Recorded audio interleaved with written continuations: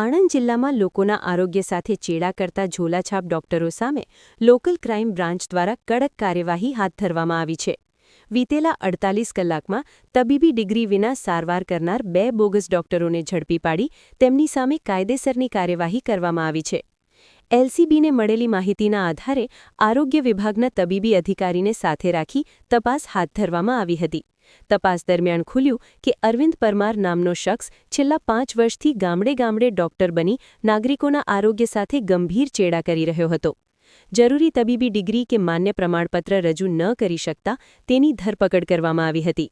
તેવી જ રીતે આણંદ શહેરના ઇસ્માઇલનગર વિસ્તારમાં છેલ્લા 3 વર્ષથી ડિગ્રી વિના પ્રેક્ટિસ કરતો એક વધુ બોગસ તબીબ ઝડપાયો છે.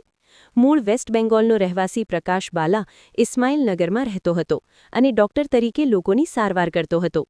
આરોગ્ય અધિકારીની હાજરીમાં જ્યારે એલસીબી દ્વારા તબીબ હોવાના પુરાવા માંગવામાં આવ્યા ત્યારે કોઈપણ માન્ય દસ્તાવેજ રજૂ ન થતા તેનો પણ ભાંડો ફૂટ્યો હતો.